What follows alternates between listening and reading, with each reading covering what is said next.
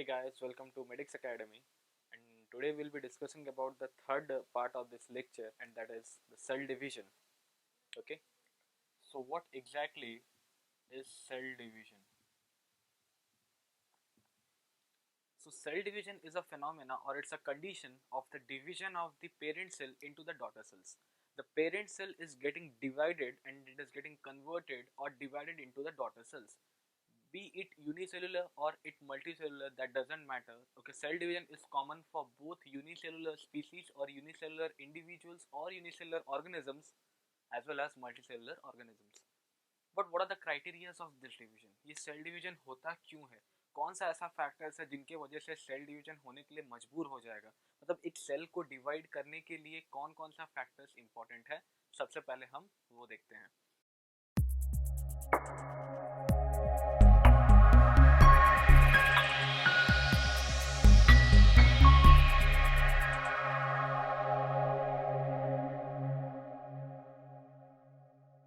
So the factors which are required or the factors which are essential for the division of cell is, the first factor is growth. Now, okay, what is growth? Growth is a characteristic property of a living individual, but it's not a unique property. It's a characteristic property of a living individual. We can define growth as increase in the number of cells or increase in the mass of an individual. If there is increase in the number of cells in an individual, then we can say that that individual has grown up. Like for example, think of yourself being in a childhood phase. जब आप बचपन में छोटे थे उस समय आपका height भी कम था, लेकिन अभी अभी आप जैसे बढ़ते जा रहे हो आपका हाइट इंक्रीज होते जा रहा है. What does that exactly mean?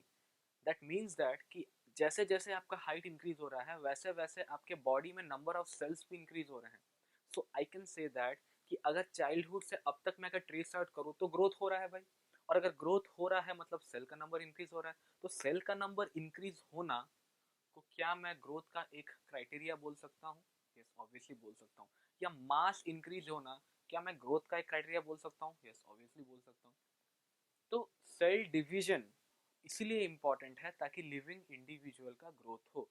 जब तक एक सेल दूसरे सेल में डिवाइड नहीं करेगा या जब तक पेरेंट सेल डॉटर सेल्स में कन्वर्ट नहीं होंगे तब तक मैं ये नहीं बोल सकता कि उनमें ग्रोथ होगा. बिकॉज ऑब्वियसली एक चाइल्डहुड स्टेज में आप एक इंडिविजुअल को लो और एक एडल्टहुड मतलब स्टेज में आप एक इंडिविजुअल को लो, दोनों के बॉडी में डिफरेंस इतना है कि भाई इन केस ऑफ ग्रोथ फैक्टर्स अगर देखा जाएगा, इन केस ऑफ ग्रोथ अगर देखा जाएगा, so there is difference in the number of cells. So increase in the number of cells can be taken as a characteristics of growth, and due to this particular factor cell division is very much important. The second factor is all about repair. Okay, कोई cell अगर damage हो रहा है due to any other conditions, कोई भी एक condition की वजह से, चाहे मान लो कि उसका मेटाबॉलिक ब्रेकडाउन हो रहा है या अगर सेल को फिजिकल इंजरी हुआ है, सेल अगर डैमेज हो रहा है, और सेल का डैमेज भी डिपेंड करता है उस कंडीशन के ऊपर में कि डैमेज कितना हुआ है. अगर मान लो डैमेज 90% हुआ है तो cell will better die. Okay, और उस केस में मैं यूज करूंगा टर्म रिप्लेसमेंट. रिप्लेसमेंट. लेकिन अगर सेल आप मान लो कि 10% डैमेज हुआ है या आप सेल अगर मान लो कि 5% मतलब डैमेज हुआ है, तो आप बोल सकते हो कि सेल फिर से रिपेयर कर सकता है. उसके लिए भी सेल के अंदर कुछ ऐसा फैक्टर्स का फॉर्मेशन होगा जो उसका रिपेयर के लिए उसे हेल्प कर रहा होगा. चाहे वो रिपेयर हो चाहे वो रिप्लेसमेंट हो, दोनों ही केस में आपको सेल डिवीजन का रिक्वायरमेंट है. The fourth point is reproduction. So, what does reproduction mean? Reproduction is the process of the formation of new individuals. Reproduction is the process of the formation of the new individual from the parent ones. Okay? या इसका main criteria है, reproduction करने का main motive क्या है? Reproduction करने का main motive ये है to maintain the continuity of a species. एक स्पीसीज का कंटिन्यूटी को मेंटेन करना. ओके, एक स्पीसीज का कंटिन्यूटी को मेंटेन करना is the main factor for the process of reproduction. और एक स्पीसीज का कंटिन्यूटी को मेंटेन करने के लिए वो स्पीसीज अपना चाइल्डहुड से एडल्टहुड स्टेज में जाना जरूरी है। और अगर वो अपना चाइल्डहुड से एडल्टहुड स्टेज में जाना जरूरी होगा, देन आप ये बोल सकते हो कि उसमें सेल का डिवीजन भी होना उतना ही इंपॉर्टेंट है। सो चाहे वो रिपेयर हो, चाहे वो रिप्लेसमेंट हो, चाहे वो रिप्रोडक्शन हो, चाहे वो ग्रोथ हो, for all the factors cell division is very much important. अब अगर देखा जाएगा तो ये सेल डिवीजन होता कैसा है भाई?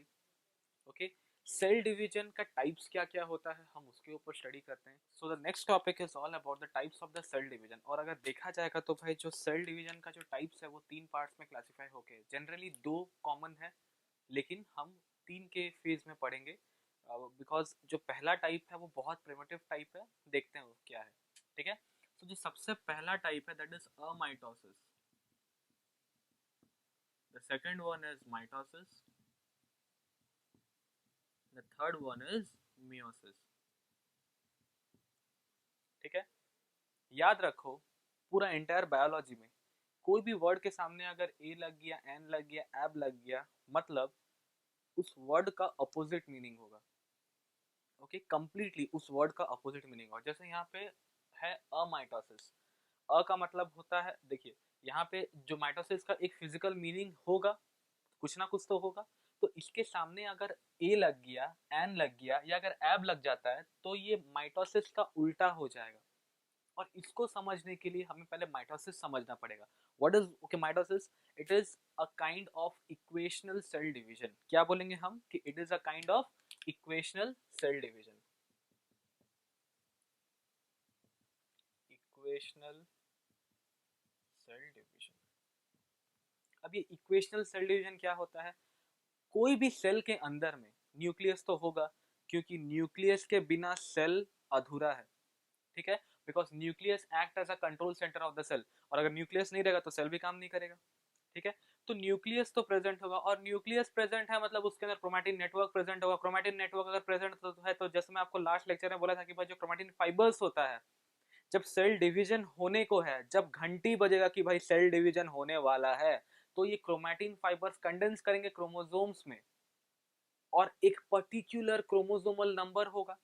जैसे मैं आपको पहले लेक्चर्स में बोला हूँ, जैसे आपका मॉस्किटो का एक क्रोमोसोमल नंबर है, मंकी का एक क्रोमोसोमल नंबर है, और मान लो कि मंकी से याद है आप लोग का भी एक क्रोमोसोमल नंबर है, ह्यूमंस का एक पर्टिकुलर क्रोमोसोमल नंबर है दैट इज 46, और 23 पेयर्स बोलोगे तो बेटर, क्यों? Because chromosome exist in pairs. तो यहाँ पे क्या होता है कि क्रोमोसोमल नंबर को हम लोग को जनरली हम जानते हैं कि भाई क्रोमोसोमल नंबर पेयर में होता है, तो हम उसे डिप्लॉयड बोलते हैं। क्या बोलते हैं? Diploid chromosomes. और उसे हम 2n से रिप्रेजेंट करते हैं, where n is the total number of pairs of chromosomes. Okay, तो 23 पेयर्स अगर है, ह्यूमन में देखा जाएगा तो 23 पेयर है, because chromosome always exist in pairs. तो ह्यूमन में अगर देखा जाएगा तो भाई 23 पेयर है, तो total number of chromosome human में 2n के हिसाब से क्या होगा? 2 into 23 is equal to 46 number of chromosomes, not pair of chromosome. तो 23 पेयर है तो भाई 46 क्रोमोसोम है। और ये जो n जो रिप्रेजेंट कर रहा है, n is what? n represents the ploidy level. Ploidy level का मतलब होता है पेयर ऑफ क्रोमोसोम कितना है। वैसे ही अगर माइटोसिस में देखा जाएगा तो भाई अगर एक सेल है और उस सेल के न्यूक्लियस के अंदर में अगर कुछ कुछ आप बोल सकते हो कि n नंबर ऑफ क्रोमोसोम्स है, तो हम बोलें कि भाई ये डिप्लॉयड सेल है। क्या सेल है? डिप्लॉयड सेल है। बिकॉज n मतलब प्लॉयड, सिंगल n मतलब मोनोप्लॉयड, 2n मतलब डिप्लॉयड, 3n मतलब ट्रिप्लॉयड, 4n मतलब टेट्राप्लॉयड एंड सो ऑन। तो अगर ये डिप्लॉयड सेल है तो भाई ये पेरेंट सेल हुआ, क्योंकि बाप मरेगा तभी ना बेटा आएगा। तो ये जो पेरेंट सेल हुआ, और ये पेरेंट सेल जब डिवाइड करता है तो डॉटर सेल में कन्वर्ट होगा। तो ये नॉर्मल पेरेंट सेल जब डिवाइड करेगा तो इनमें से कोई एक फॉर्म में डिवाइड करेगा। अगर माइटोसिस डिवीजन हुआ, अगर माइटोसिस सेल डिवीजन हुआ, तो ये जो पेरेंट सेल है ये डॉटर सेल में कन्वर्ट होगा, और डॉटर सेल में भी नंबर ऑफ क्रोमोसोम्स डिप्लॉयड ही होगा। डॉटर सेल में भी नंबर ऑफ जो क्रोमोसोम्स है वो डिप्लॉयड ही होगा। अगर पेरेंट सेल में 2n है तो डॉटर सेल भी 2n होगा। This is all about mitosis. Mitosis में क्या होता है, क्रोमोसोमल नंबर कांस्टेंट रहता है after the cell division also, hence it is called as equational cell division. पहला पॉइंट। दूसरा पॉइंट क्या है भाई, कि यहाँ पे देखिए, यहाँ पे जो पेरेंट सेल है वो कितने डॉटर सेल फॉर्म कर रहे थे, अरे बताओ भाई कितने डॉटर सेल है, 2 डॉटर सेल है।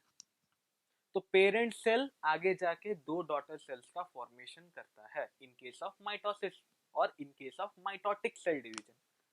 What is the third point, ये थर्ड पॉइंट बुक्स में सबसे पहले होता है, सबसे पहला पॉइंट होता है, ओके और मैं यहाँ पे उसे लास्ट पॉइंट बोल रहा हूँ, क्यों, बिकॉज उसका भी रीजन है। क्या रीजन है मैं आपको समझाता हूँ। जो थर्ड पॉइंट क्या है कि भाई mitosis takes place only in the somatic cells. Somatic का मतलब सोमा, सोमा मतलब है बॉडी, तो जितना भी बॉडी सेल्स है except the reproductive cells, normal body cells में माइटोसिस होता है। कैसे सर, नॉर्मल का मतलब क्या है, इसका मतलब क्या कोई एबनॉर्मल सेल होता है, नहीं, एबनॉर्मल सेल कुछ नहीं होता है। एबनॉर्मल सेल को हम ट्यूमर सेल्स बोलते हैं, कैंसर सेल्स बोलते हैं, वो अलग चीज है। बट नॉर्मल बॉडी सेल्स में क्या होता है, जैसे आपका स्किन में अगर देखा जाएगा तो एपिथेलियल सेल हुआ, आपका आरबीसी हुआ, आपका डब्ल्यूबीसी हुआ, ओके आरबीसी का मतलब आपका जो भी रेड ब्लड सेल्स हो रहा है, ये सब नॉर्मली डिवाइड करता है। मतलब बोलने का मतलब ये है कि except your reproductive cells which are the gametes, which are the sex cells like sperm as well as ovum, जो गैमेटोजेनेसिस होता है। जेनेसिस का मतलब है फॉर्मेशन, गैमेटो का मतलब है गैमेट्स, गैमेटोजेनेसिस का मतलब है फॉर्मेशन ऑफ गैमेट्स। एक स्टेज के बाद होगा, ऐसा नहीं है कि बचपन से बच्चा स्पर्म लेके पैदा हुआ है कि ओम लेके पैदा हो रही है, ऐसा नहीं है बेटा। एक स्टेज के बाद में क्या होता है, जब रिप्रोडक्टिव मैच्योरिटी आ रहा है बॉडी में, तब जाके स्पर्म एंड ओवम का फॉर्मेशन होगा in case of humans. And that period is called as the period of adolescence, मतलब प्यूबर्टी से स्टार्ट होता है और एक रिप्रोडक्टिव फेज होता है। इसका मतलब ह्यूमन के बॉडी में एक पर्टिकुलर रिप्रोडक्टिव फेज होता है, उसी फेज में आपका सेक्स सेल्स का फॉर्मेशन होगा। और उसी मतलब फेज में अगर देखा जाएगा तो उनमें जो फॉर्मेशन का डिवीजन है दैट इज मियोटिक। इसीलिए रिप्रोडक्टिव सेल्स को छोड़ के बाकी सारा सेल्स किसके अंडर आएंगे, माइटोटिक सेल डिवीजन में। क्यों, बिकॉज उनमें क्या हो रहा है, एक पेरेंट जो है वो 2 डॉटर सेल्स का फॉर्मेशन कर रहा है, point number 1। The point number 2 is कि जो प्लॉइडी लेवल है, अगर पेरेंट डिप्लॉयड है तो डॉटर्स भी डिप्लॉयड होंगे, point number 2। Point number 3 is it takes place only in the somatic body cells. Somatic का मतलब है बॉडी सेल्स, तो ये भाई सिर्फ सोमैटिक सेल्स में प्रेजेंट होगा। Now what about the meiosis or meiotic cell division? अब बेटा जो meiotic cell division है, it takes place where? It takes place in the reproductive or the sex cells.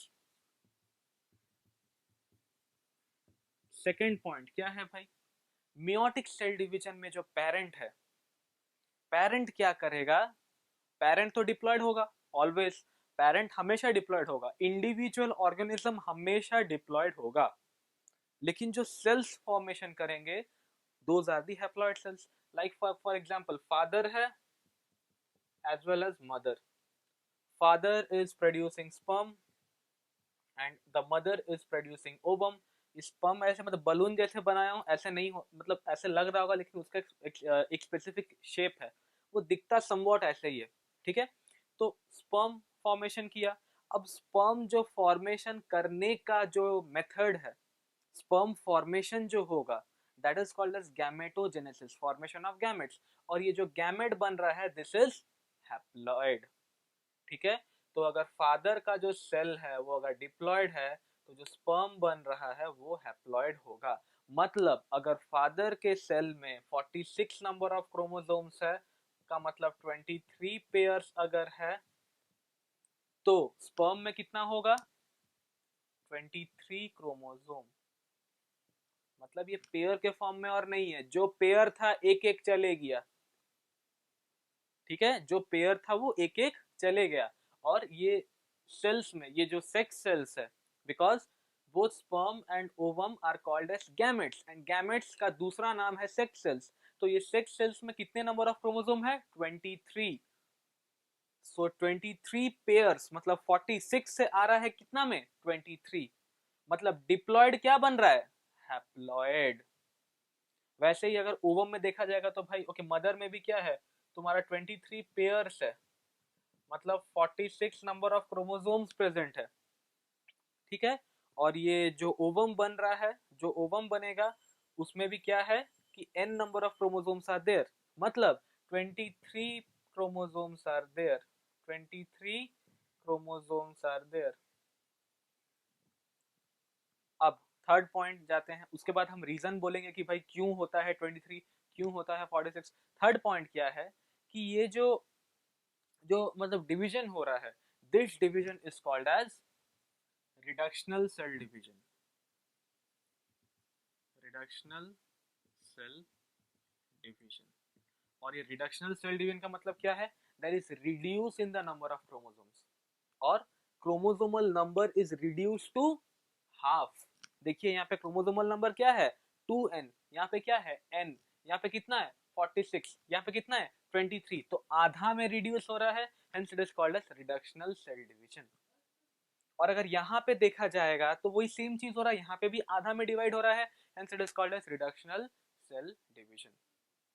Last point, जो पेरेंट सेल होता है, तो भाई पेरेंट सेल क्या कर रहा है देखा जाएगा तो parent cell that is okay diploid. अब ये गैमेट्स फॉर्म करेगा, तो कितना गैमेट फॉर्म करता है, ये 4 गैमेट फॉर्म करेगा। मतलब एक सेल से, एक सेल जो है वो आपका मतलब डिवाइड करके 4 में कन्वर्ट होगा, मतलब पेरेंट सेल जो single parent cell give rise to 4 daughter cells.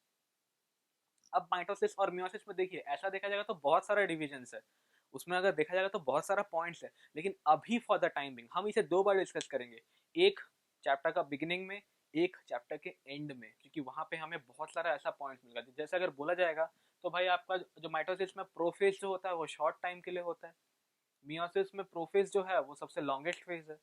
अब आ गया सडनली एक वर्ड प्रोफेज, ये तो आपको पता नहीं है, तो पूरा माइटोसिस और मियोसिस पढ़ने के बाद आपको prophase, metaphase, anaphase, telophase, leptotene, zygotene, pachytene, ये जो टर्म्स आएगा ये सब चीज आपको समझ में आएगा। तब वहां पे मैं आपको क्लियरली स्पेसिफाई कर सकता हूँ कि माइटोसिस और मियोसिस के बीच में एक्चुअल डिफरेंसेस क्या है। लेकिन फॉर द टाइम बिंग अगर देखा जाएगा तो अभी के लिए जितना हम समझे हैं उसी में हम अगर डिफरेंसेस स्पॉट आउट करें तो भाई the differences between mitosis as well as meiosis क्या क्या है। सबसे पहला पॉइंट, माइटोसिस कहाँ होता है भाई, बोलो बोलो कहाँ पे होगा माइटोसिस, सोमैटिक सेल्स में या बॉडी सेल्स में। बोलना है कि जब तक आप बोलोगे नहीं तब तक आपके माइंड में घुसेगा नहीं, तो आपको बोलना है मेरे साथ। माइटोसिस कहाँ पे होता है बोलो, सोमैटिक सेल्स। मियोसिस कहाँ पे होगा, body sorry reproductive cells, reproductive cells, ये somatic sales.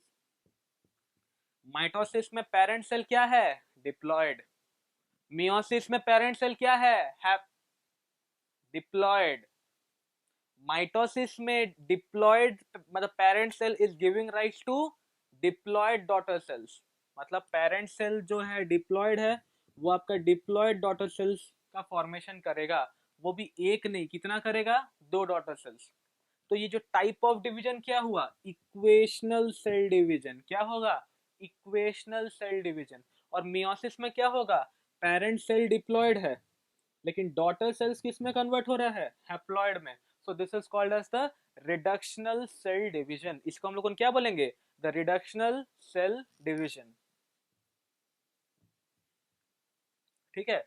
Next third point क्या है भाई, माइटोसिस में जो पेरेंट है वो कितना डॉटर सेल्स का फॉर्मेशन करेगा, 2 daughter cells are being formed. और मियोसिस में अगर देखा जाएगा तो कितना मतलब डॉटर सेल्स फॉर्मेशन करेगा, 4 डॉटर सेल्स आर फॉर्म।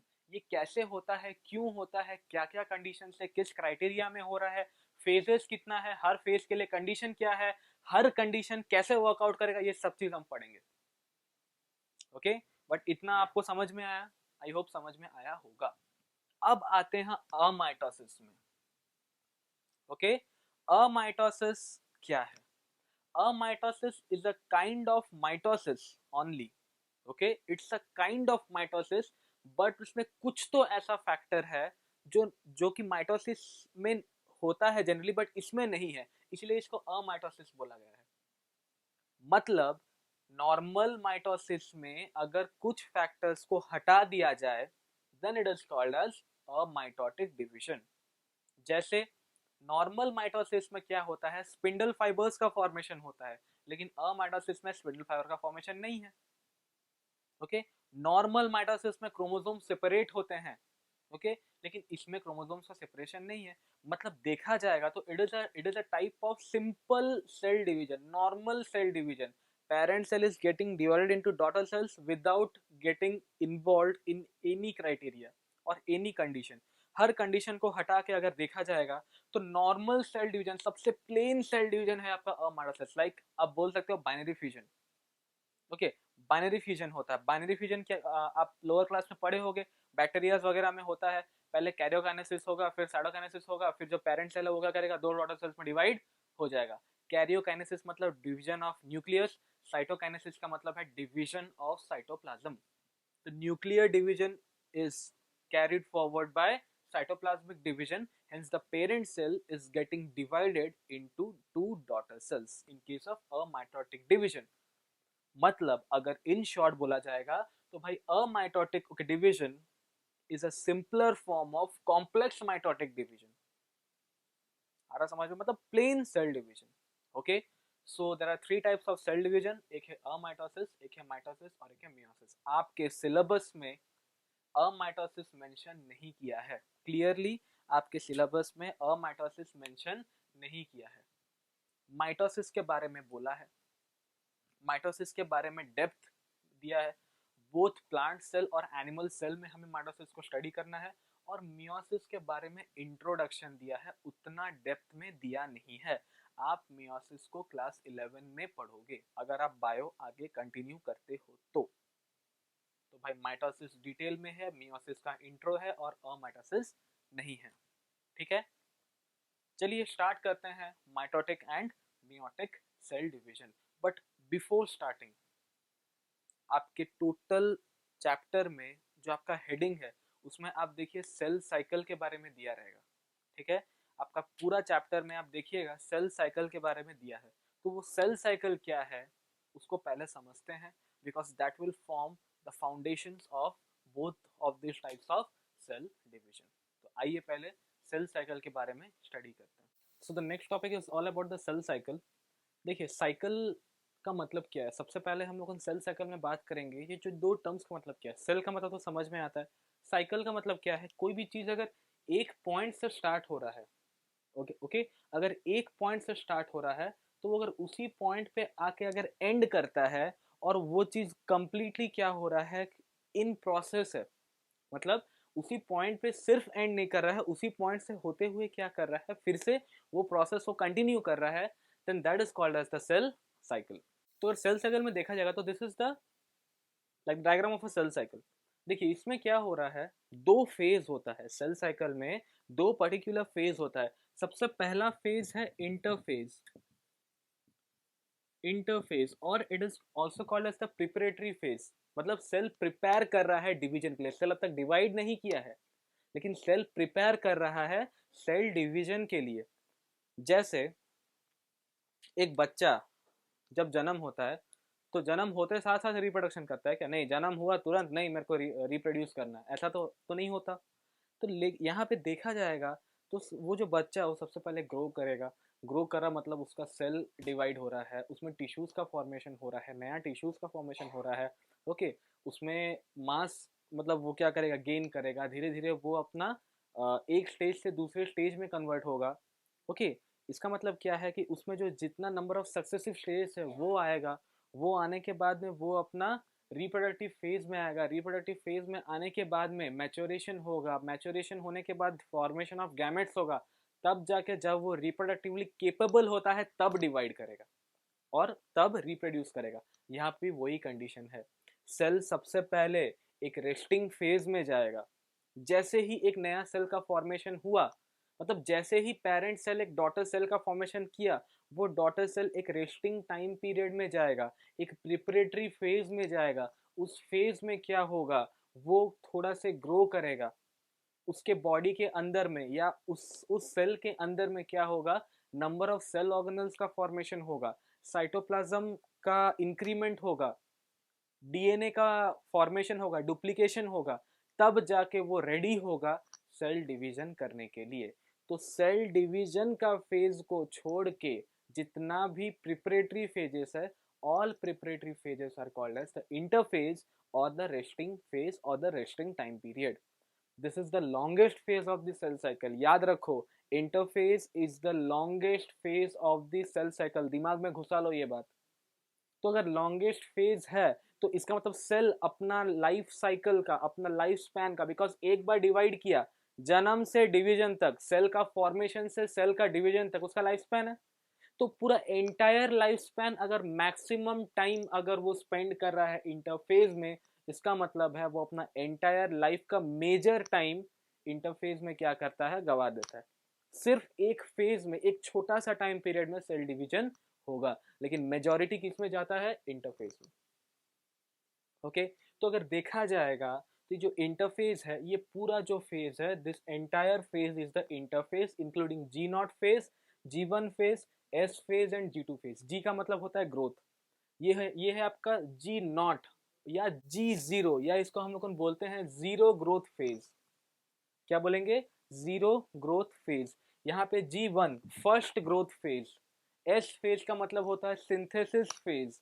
यहाँ पे डीएनए का सिंथेसिस होगा, डीएनए का डुप्लीकेशन होगा, या अगर एक टर्म मैं यूज करूं, रेप्लिकेशन ऑफ डीएनए होता है। रेप्लिकेशन का मतलब क्या है, डीएनए स्ट्रैंड एक से दो बन जाएगा। जैसे मैं आपको लास्ट क्लास बोला था कि एक से दो जब तक नहीं होता है तब तक न्यूक्लियर डिवीजन नहीं होगा, और अगर न्यूक्लियर डिवीजन नहीं होता है तो साइटोप्लाज्मिक डिवीजन भी नहीं होगा, और अगर साइटोप्लाज्मिक डिवीजन नहीं होगा तो सेल डिवीजन भी नहीं होगा भाई। तो फॉर सेल टू डिवाइड, सबसे पहले न्यूक्लियस डिवाइड करेगा, फिर साइटोप्लाज्म डिवाइड करेगा, फिर सेल अलग होगा।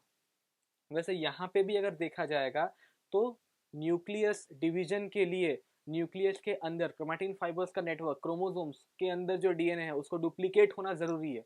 तो वो सब चीज यहाँ पे होता है, synthesis of DNA takes place.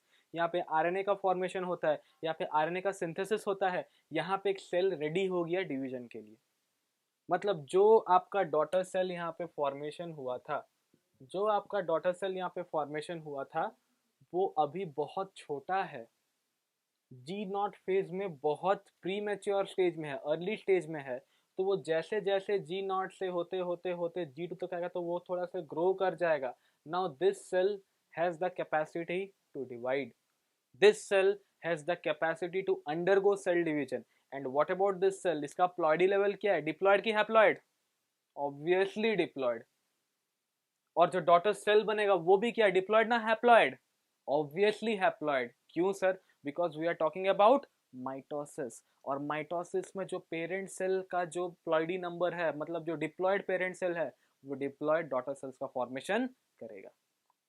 तो now the cell is entering the dividing phase, और I can say that the cell is entering mitotic phase. इसको हम एम फेज भी बोलते हैं, एम फेज और माइटोटिक फेज। एम फेज और क्या बोलेंगे, माइटोटिक फेज।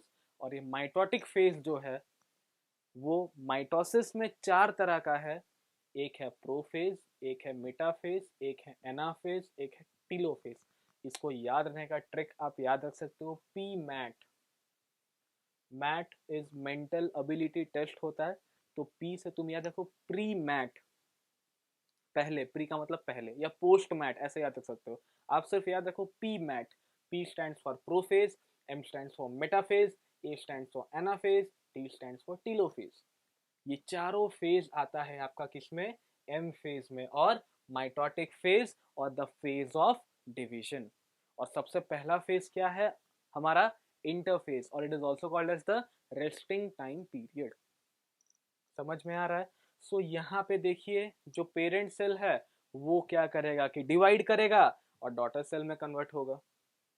फिर ये डॉटर सेल्स आगे गया, ग्रो किया, सिंथेसिस किया, डीएनए का, आरएनए का फॉर्मेशन किया, फिर आ गया डिवीजन के लिए रेडी हो गया, फिर डिवाइड करेगा, फिर डॉटर सेल्स में मतलब कन्वर्ट होगा, फिर ये डॉटर सेल्स ग्रो करेगा, फिर डिवाइड करेगा, फिर डॉटर सेल्स में कन्वर्ट होगा। तो ये चक्री कितना बार घूमेगा, ये कितना बार घूमेगा, ये सेल के ऊपर डिपेंड करता है, और सेल जिस ऑर्गेनिज्म के अंदर है उसके ऊपर डिपेंड करता है।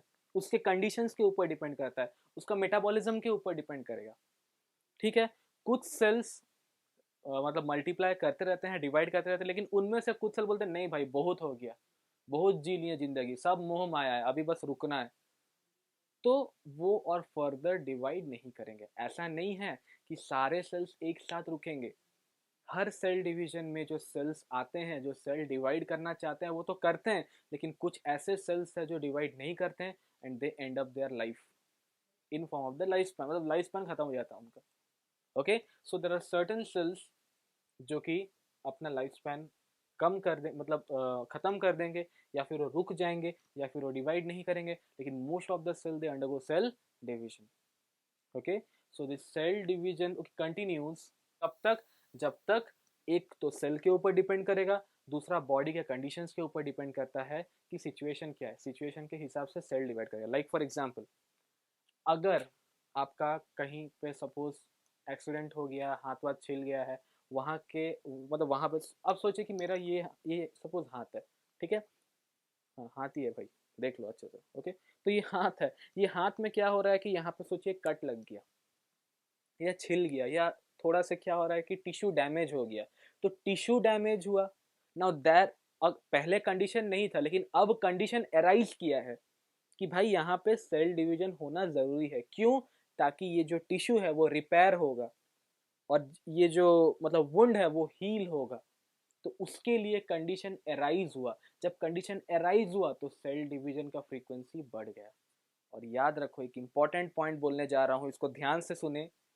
सेल साइकिल टेम्परेचर के हिसाब से फ्लक्चुएट करता है, ठीक है, सेल साइकिल टेम्परेचर के ऊपर में डिपेंडेंट है। इसको एटीपी के फॉर्म में याद रखो। एटीपी का मतलब क्या है? Okay, additional target points.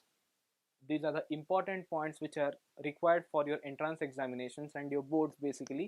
Okay, तो cell division is completely dependent upon temperature. अब ये कैसा है, किस हिसाब से टेम्परेचर के ऊपर डिपेंडेंट है, ये मैं आपको बताऊंगा आगे, लेकिन आप सोचो पहले, आपको आगे का लेक्चर्स में ये सब चीज बताऊंगा कि वो टेम्परेचर के ऊपर कैसे डिपेंडेंट है, लेकिन आप सोचो how cell cycle is dependent upon temperature. Temperature fluctuate करने से क्या होता है, सेल साइकिल जल्दी होगा या सेल साइकिल लेट में होगा, फास्टर होगा कि स्लोअर होगा, डिलेड होगा कि मतलब प्रोग्रेस के फॉर्म में होगा। आप सोचिए इसको।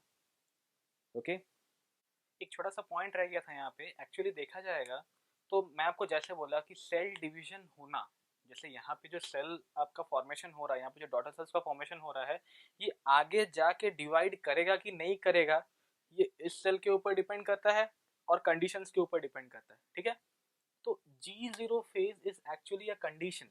क्या कंडीशन है कि सेल नॉर्मली क्या करता है, G1 फेज में ही एंटर करेगा, लेकिन जो सेल मेटाबॉलिकली अरेस्ट हो गया, मतलब आगे वो डिसाइड कर चुका है कि वो डिवीजन नहीं करेगा, वो सेल क्या करता है, it enters the G0 phase, और यहीं पे माइटोसिस स्टॉप्स। ठीक है, जो सेल डिसाइड कर लिया है कि भाई वो आगे जाके डिवीजन नहीं करेगा, वो क्या करता है, एम फेज के बाद, माइटोटिक फेज के बाद में, जो एंड ऑफ माइटोसिस फेज के बाद में, वो क्या करेगा, G1 फेज में घुसने के बजाय वो क्या करता है, G0 फेज में एंटर करता है। और G0 फेज में जैसे एंटर करेगा, उसका मेटाबॉलिज्म अरेस्ट हो गया, मेटाबॉलिज्म स्टॉप हो गया, आगे जाके वो सेल डिवीजन नहीं करेगा। ओके, और जो सेल सोचा कि भाई मेरे को तो आगे डिवाइड करना ही है, तो वो क्या करेगा, सीधा टीलोफेज के बाद में, मतलब एम फेज के बाद में, वो सीधा G1 फेज में एंटर करेगा, G1 से S फेज में जाएगा, S से फिर G2 में जाएगा, और G2 से फिर आगे डिवाइड करने में मतलब परफॉर्म करता है, आगे डिवीजन परफॉर्म करेगा और डॉटर सेल्स का फॉर्मेशन करता है। ओके, सो स्टार्ट करते हैं पूरा प्रोसेस ऑफ सेल डिवीजन को। सबसे पहला फेज हम लोग पढ़ेंगे इंटरफेज और रेस्टिंग फेज के बारे में। दूसरा हम लोग पढ़ेंगे आपका माइटोटिक फेज के बारे में। सो इंटरफेज के बारे में अगर देखा जाएगा तो it is the growth period between two successive cell division. Cell division हुआ आपका एम फेज हुआ, एम फेज के बाद एक इंटरफेज, फिर एम फेज के बाद फिर एक इंटरफेज। तो दो सक्सेसिव सेल डिवीजन में जो रेस्टिंग फेज होगा, उसी में ग्रोथ होगा, उसी में सेल अपना अल्टीमेट ग्रोथ मतलब करके लेके आएगा ताकि आगे वो डिवाइड करे। तो दो सक्सेसिव सेल डिवीजन में जो ग्रोथ पीरियड होता है that is called as the interphase. Next, it is the longest phase of the cell cycle, 12 से 25 घंटा का होता है। ओके, 12 से 25 आवर्स का होता है इंटरफेज, और मैं जैसे पहले ही बोला हूं it is the longest phase of the cell cycle. Now cell looks inactive, देखो this is the most interesting point. Okay, cell दिखता है स्वीट इनोसेंट स्वामी टाइप का, लेकिन है बहुत बड़ा चालाक। ठीक है, तो यहाँ पे cell looks inactive, right, cell दिखता है इनएक्टिव, बट आप खुद ही सोचो कि भाई ग्रोथ हो रहा है, डीएनए का सिंथेसिस हो रहा है, आरएनए का सिंथेसिस हो रहा है, प्रोटीन्स का फॉर्मेशन हो रहा है, तो इतना सारा स्ट्रक्चर जब बन रहा है तो मेटाबॉलिक रेट हाई होगा ना लो होगा? ऑब्वियसली भाई हाई होगा।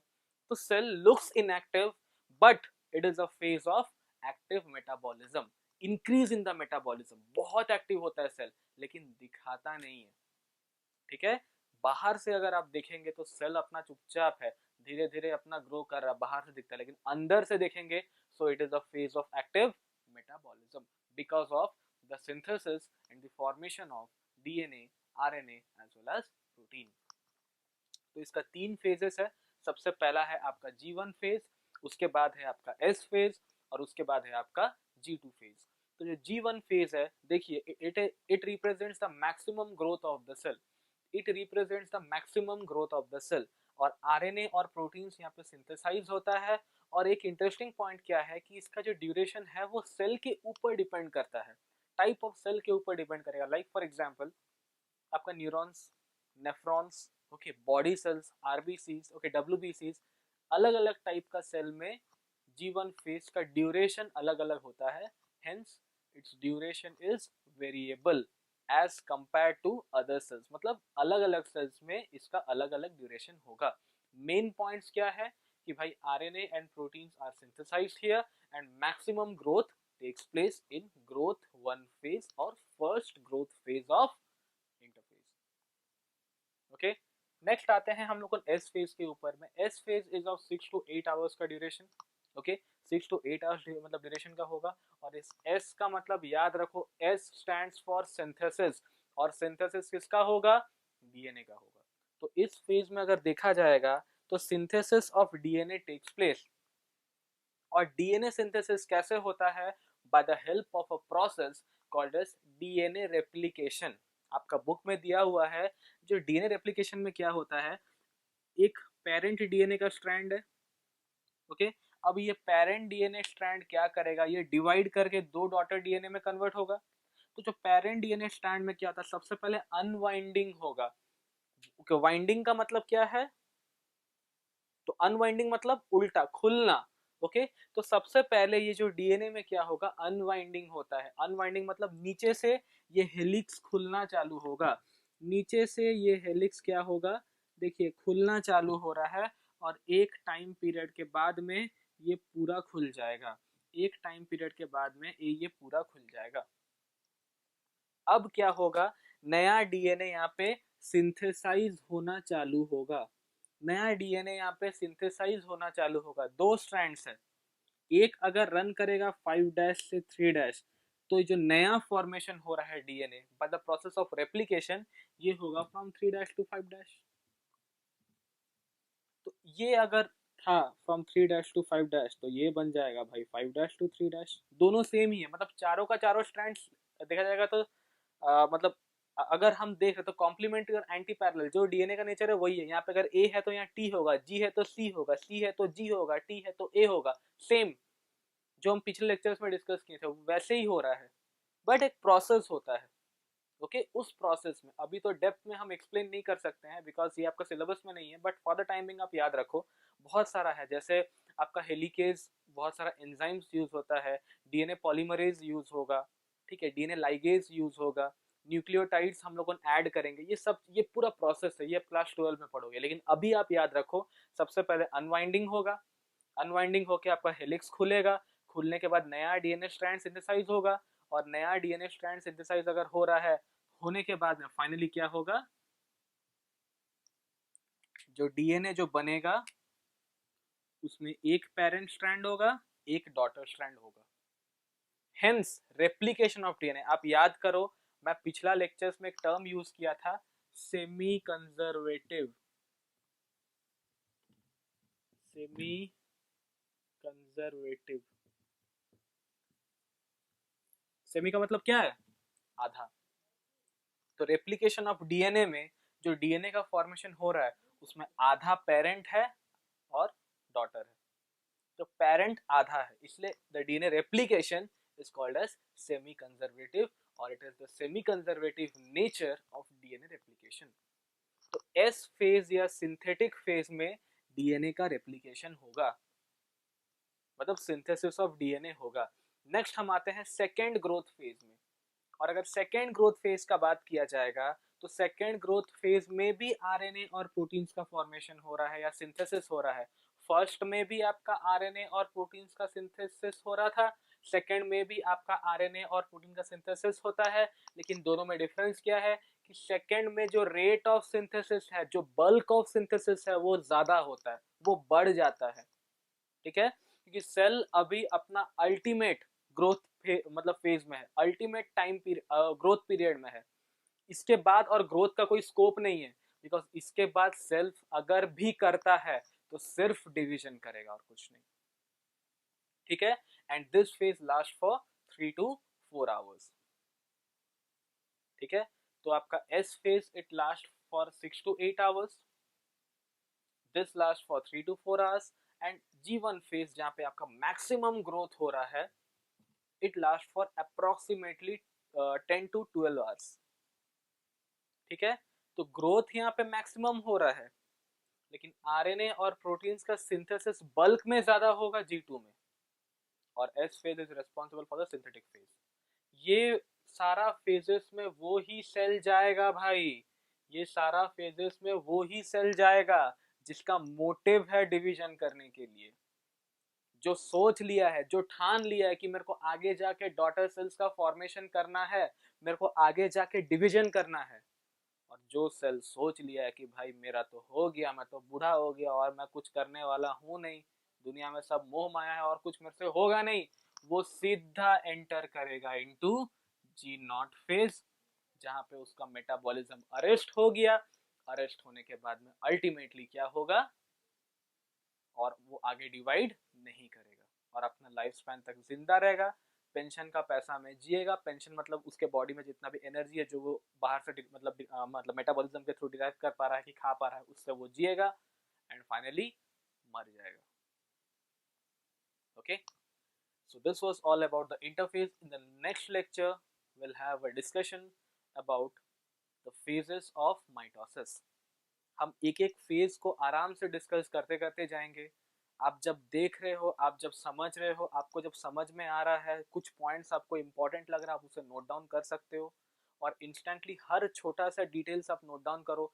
बाद में आपको नोट्स ऐसे दे दिया जाएगा और आप वहां से कंपेयर करके फिर खुद से अपना बना सकते हो। लेकिन you have to work successively, I mean simultaneously, both listening as well as writing. कहीं पे भी आपको कुछ लिखना है आप लिख सकते हो, आप वीडियो पॉज करके लिखो, लेकिन आप लिखो, और जब मैं बोल रहा हूँ बोलो। It should be like an active participation. आप जब तक बोलोगे नहीं तब तक आप सुनोगे नहीं, खुद का वॉइस खुद को सुनाई देना चाहिए। बोलोगे सर क्या पागल जैसा बात कर रहे हैं, नहीं, सही में खुद का तुम जो बोल रहे हो वो तुम्हें सुनाई देना चाहिए, क्योंकि अगर तुम्हें सुनाई देगा तो तुम्हें याद रहेगा। और एक बार ढंग से पढ़ लिए, एक बार याद रह गया और आगे पढ़ने का जरूरत ही नहीं है, सिर्फ आपको रिवाइज करना है। ठीक है, तो आज के लेक्चर में हम लोगों ने क्या क्या पढ़े। हम लोगों ने सबसे पहले सेल डिवीजन के बारे में हम लोगों ने पढ़े कि सेल डिवीजन क्या होता है, जहाँ पे एक पेरेंट सेल एक डॉटर सेल्स में कन्वर्ट हो रहा है, सॉरी एक पेरेंट सेल क्या डॉटर सेल्स में कन्वर्ट हो रहा है। उसके बाद मैं आपको बोला था कि ग्रोथ का सॉरी आपका जो डिवीजन हो रहा है वो डिवीजन का क्राइटेरिया क्या है। तो डिवीजन का क्राइटेरिया में हम लोगों ने देखा कि डिवीजन क्यों होता है, ग्रोथ की वजह से हो रहा है, रिपेयर की वजह से हो रहा है, रीजनरेशन ऑफ सेल्स की वजह से हो रहा है, रिप्रोडक्शन की वजह से हो रहा है, ये सारा फैक्टर्स की वजह से क्या हो रहा है, सेल डिवीजन हो रहा है। उसके बाद मैं आपको टाइप ऑफ डिवीजन बता, जहाँ पे टाइप ऑफ डिवीजन में हम लोगों ने तीन चीज पढ़े। सबसे पहला है आपका ए माइटोसिस, उसके बाद है आपका mitosis, and the second one is called as third one is called as meiosis. Meiosis में क्या होता है कि it is also called as the equational cell division. Meiosis को क्या बोलेंगे, it is also called as reductional cell division. Equational cell division में क्या हो रहा है, आपका जो क्रोमोसोम नंबर है पेरेंट का वही आपको डॉटर सेल्स का सेम रह रहा है, मेंटेन होकर रह रहा है। लेकिन रिडक्शनल डिवीजन में क्या होगा, आपका जो क्रोमोसोमल नंबर है पेरेंट का वो डॉटर सेल्स में आधा हो जाएगा। इक्वेशनल सेल डिवीजन मतलब आपका माइटोसिस में क्या हो रहा है कि कितना डॉटर सेल्स बन रहे हैं भाई, कितने डॉटर सेल्स बन रहे हैं, बोलो बोलो कितने डॉटर सेल्स बन रहे हैं, 2। और मियोसिस में कितने बनेंगे, 4। ठीक है। नेक्स्ट हम लोग पढ़े कि भाई जो सेल साइकिल होता है उसमें 2 फेज होता है, एक है आपका interphase which is called as the period of rest, maximum time period कब होगा, उसको हम लोग को फेजेस में मतलब लाइक डिफरेंट फेज में डिवाइड किए हैं, डिफरेंट स्टेजेस में डिवाइड किए हैं। फेज 2 है, इंटरफेज एंड मेटोटिक फेज। ओके, लेकिन इंटरफेज का स्टेज क्या है, 3 है, G1 है, S है एंड G2 है। उसके बाद में आपका एम फेज के बारे में बोला, एम फेज को याद करने का ट्रिक क्या है, बताओ ट्रिक क्या है एम फेज को याद करने का, P MAT. P stands for, M stands for, A stands for, T stands for. समझ में आ रहा है? देखिए आप जब बोल रहे हैं तो आपको ऑटोमेटिकली याद हो जाएगा। ठीक है, पी से प्रोफेज, एम से मेटाफेज, ए से बोलो भाई एनाफेज, टी से टीलोफेज। ओके, उसके बाद मैं आपको इंटरफेस के बारे में इंट्रोड्यूस किया कि भाई लॉन्गेस्ट फेज है, 12 से मतलब 25 घंटा का आसपास होता है। और यहाँ पे सेल दिखता है स्वीट इनोसेंट स्वामी टाइप का, मतलब सेल दिखता है कि मेटाबॉलिकली वो इनएक्टिव है, लेकिन होता क्या है, हाईली एक्टिव। ठीक है, 3 फेज है, G1, S and G2। So I hope आपको ये लेक्चर क्लियर हुआ होगा। If you like this like video तो kindly share and subscribe to my YouTube channel, ताकि मैं ऐसा और वीडियोस बना सकूं आपके लिए, ताकि आप फंडामेंटली और स्ट्रांग हो सको। ओके, एंड नेक्स्ट क्लास में हम लोग पढ़ेंगे माइटोसिस के बारे में और उसका डिफरेंट स्टेजेस के बारे में। Thank you everyone.